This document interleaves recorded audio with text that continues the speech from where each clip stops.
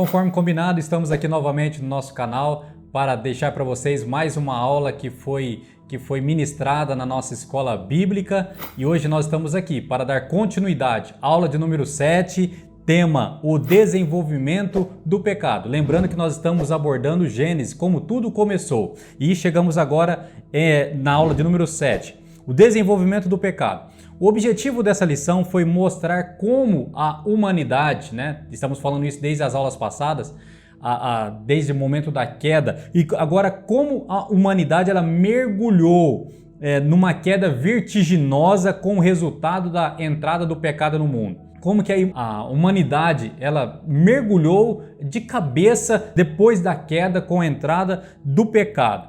Esse foi o objetivo da nossa aula de número 7. Os tópicos que nós abordamos nessa aula foram 3. Primeiro, o primeiro homicídio. Segundo, violência e poligamia. E o terceiro, promiscuidade. A introdução dessa aula nós refletimos o seguinte: a queda do homem, ela trouxe, como é de conhecimento, ela trouxe várias consequências. Várias consequências. Dentre elas, a terra ela ficou amaldiçoada.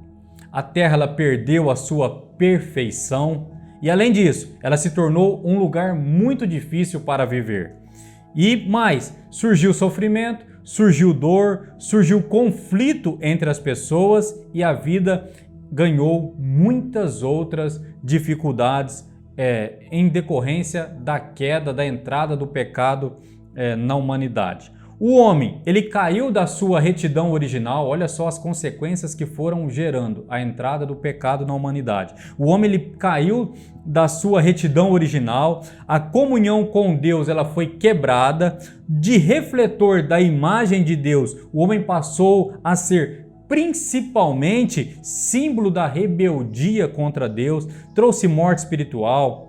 Toda a humanidade tornou-se morta em ofensa e pecados, e nós sabemos que se o pecador ele não se vivificar do seu estado de morte espiritual, ele será conduzido à morte eterna.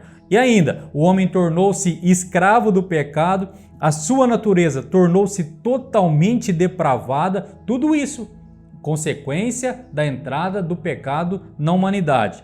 E essas consequências impactaram o relacionamento do homem com a natureza, com o próximo e também consigo mesmo. E esses princípios bíblicos sobre os efeitos da queda do homem explicam como as consequências do pecado trazem desdobramentos muito dolorosos aos homens de todas as épocas e de todos os lugares. Enfim, a reflexão dessa aula foi essa: depois que o pecado nasce, ele vai amadurecendo. Depois que ele amadurece, se não cortar, ele vai apodrecer. E depois que ele apodrece, ele vai cheirar mal. Então essa foi a nossa reflexão do pecado ter entrado na humanidade. Então fique atento: pecado ele nasce, pecado ele amadurece, pecado, se ele não ser cortado, ele vai apodrecer e depois ele acaba cheirando mal. Tópico de número 1, o primeiro homicídio. Caim não apenas fracassou em sua adoração ao Senhor, mas também ele fracassou no seu comportamento.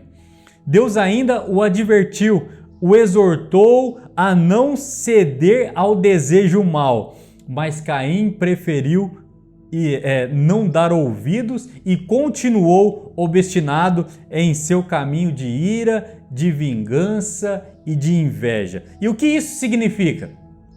Foi a pergunta que nós fizemos em classe. E o que isso significa? Isso significa que o homem, ele sempre é convidado ao arrependimento.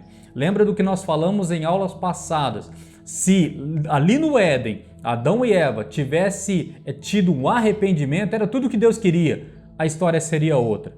Como Davi se arrependeu. E aqui também, Caim ele teve a oportunidade de se arrepender, para a história ser outra, O homem pecador ele é tão louco ao ponto de pensar que pode enganar a Deus. E a consequência do texto de Gênesis capítulo número 4, que Caim foi amaldiçoado por Deus. Ele jamais encontraria descanso e andaria errante pela terra. É interessante notar que mesmo diante do juízo de Deus, Caim, ele não se arrependeu. Ele não se arrependeu. E aí refletimos em classe, debatemos com os alunos, como que isso começou? Aonde que foi o pontapé disso? Como que isso startou? Tudo vem da inveja.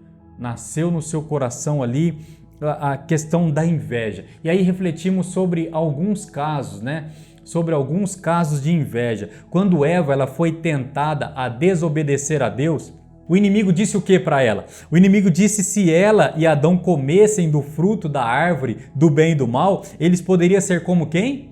Eles poderiam ser como Deus. Eles poderiam ser como Deus. E aí surgiu o que? No coração de Eva? Uma inveja de Deus. Eu vou ser igual a ele. Caim foi dominado pela inveja e acabou tirando a vida do seu próprio irmão. E aí a gente pode pensar em outras passagens bíblicas. Raquel, ela teve inveja de sua irmã por não poder engravidar. A inveja levou os irmãos de José a desejarem sua morte e depois vendê-lo covardemente aos mercadores. E ainda, alguns israelitas liderados por Corá, Datã e Abirão invejosamente se rebelaram contra Moisés e Arão e foram alvos dos juízos de Deus. Por inveja, Saul perseguiu e tentou matar a Davi. A inveja, ela consome as pessoas. A inveja, ela impossibilita relacionamentos. Um escritor, William Hendricks, ele disse que a inveja é um dos vícios mais destrutivos da alma. Salomão, ele foi além. Salomão registrou ali em Provérbios capítulo 14, verso de número 30. O coração com saúde é a vida da carne, mas a inveja é a podridão dos ossos. Então esse foi o primeiro tópico que nós refletimos. O segundo, violência e poligamia. A poligamia na Bíblia é o assunto que desperta muita curiosidade, né? Desperta muita curiosidade e dúvida nas pessoas, porque nós sabemos que muitos personagens bíblicos tiveram mais de uma mulher. E diante disso, geralmente surgem algumas questões, surgem perguntas, surgem dúvidas. O que é a poligamia? Como entender a poligamia na Bíblia? Por que Deus permitiu a poligamia? Porque homens piedosos tiveram mais de uma mulher na Bíblia? Surgem sempre essas perguntas. Mas o primeiro caso de poligamia, é bom entendermos isso. O primeiro caso de poligamia registrado na palavra de Deus foi com um homem impiedoso, Lameque. Ele era descendente de quem? Descendente de Caim. Gênesis capítulo 4, verso de número 9. E ainda poderíamos citar outros grandes homens aí na palavra que tiveram mais de uma mulher também. Dentre eles, o patriarca Abraão, seus netos Esaú e Jacó. Gideão, o pai do profeta Samuel, também possuía duas esposas. O rei Davi, o rei Salomão, que teve aí 700 esposas e 300 concubinas. Ou seja, várias pessoas, vários homens aí com mais de uma mulher praticando a poligamia. Pergunta, e por que a poligamia ela era praticada? Por que esses homens tiveram mais de uma mulher? Por que esses homens quebraram aí o projeto de Deus, que era o casamento, ele é monogâmico, a união ela é monogâmica, né? E por que a poligamia ela era praticada?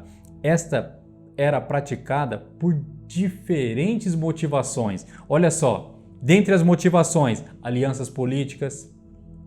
O homem se casava com várias mulheres por aliança política, para aumentar a descendência, por causa da esterilidade da sua primeira mulher também, por sentimento ou por algum tipo de paixão. Esses eram alguns dos casos. Mas o ponto principal a entendermos é que a poligamia, grave isso, a poligamia nunca foi a intenção original de Deus para o relacionamento conjugal.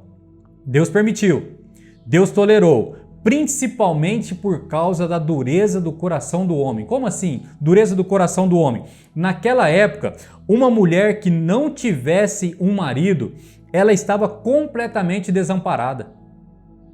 Isso mesmo, ela estava completamente desamparada. E muitas delas acabavam recorrendo à prostituição como meio de sobrevivência. Olha só o estado que a mulher ela vivia, o que ela passava naquele momento. E além disso, a população de homens era muito menor que a população de mulheres. E ainda, os homens eles estavam sempre envolvidos em guerras, constantemente envolvidos em guerra, e rotineiramente mulheres acabavam tornando-se viúvas. E devido a uma sociedade corrompida, Deus parece ter tolerado e permitido a poligamia, especialmente em misericórdia às mulheres e a seus filhos. A fim de quê? A fim de protegê-las de uma situação ainda pior, resultante da depravação total da humanidade. Mas que fique claro, que fique bem claro, quando Deus uniu Adão e Eva, ele foi muito claro ao dizer, Gênesis 2, verso 24, por essa razão o homem deixará pai e mãe e se unirá à sua mulher, está no singular, se unirá à sua mulher e eles se tornarão uma só carne.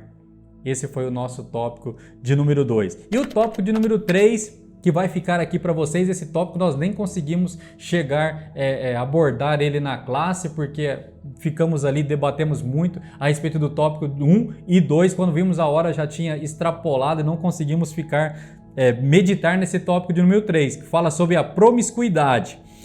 Muita curiosidade em cima, olha só, era sobre isso que nós iríamos abordar em classe. Muita curiosidade gera em cima de Gênesis capítulo 6, verso 1 e 2, onde está escrito, quando os homens começaram a multiplicar-se na terra e lhes nasceram filhas, os filhos de Deus viram que as filhas dos homens eram bonitas e escolheram para si aquelas que lhe agradaram. A pergunta é, os filhos de Deus eram anjos caídos? Os filhos de Deus eram descendentes de Sete que se casaram com os descendentes de Caim? Os filhos de Deus eram homens poderosos, eram governantes, eram nobres? De fato, o livro de Gênesis, ele não se preocupa em esclarecer totalmente o assunto e revelar com exatidão quem eram os filhos de Deus e as filhas dos homens. Na verdade, este nem mesmo é o foco principal aqui do capítulo 6. A mensagem principal desse capítulo é tratar do estado deplorável que a humanidade se encontrava. O texto ele descreve como o homem estava explorando toda a potencialidade do pecado e com isso a lei moral de Deus estava sendo completamente transgredida. Tudo isso resultou no quê? No juízo divino através do dilúvio, que é a nossa aula de número 8, que é a próxima aula. Mas Gênesis capítulo 6 também podemos notar que o plano de Deus ele é eterno. Ainda vemos que seus propósitos eles não mudam jamais. E ainda nesse capítulo 6, aconteça o que for, a sua promessa sempre será mantida. Aos olhos humanos, parecia que a promessa falharia, pois a humanidade deveria ser destruída devido à sua corrupção, devido à sua maldade, devido a tudo que eles estavam fazendo ali. Aparentemente, eles deveriam ser destruídos. Contudo, ainda havia um justo. Noé achou graça aos olhos de Deus. Esse foi o nosso tópico de número 3. E, como conclusão dessa aula, nós ficamos e refletimos que várias tragédias devido à inveja, homicídio devido à rebeldia, maldade e violência, famílias destruídas devido à poligamia. Salmo 51, verso de número 10. Cria em mim um coração puro, ó Deus, e renova dentro de mim um espírito estável. Que vocês possam aí ter gostado demais desse conteúdo, dessa aula de número 7, que você possa refletir e principalmente, a gente sempre fala isso em classe, fala isso para a igreja, fala isso para quem a gente tem oportunidade.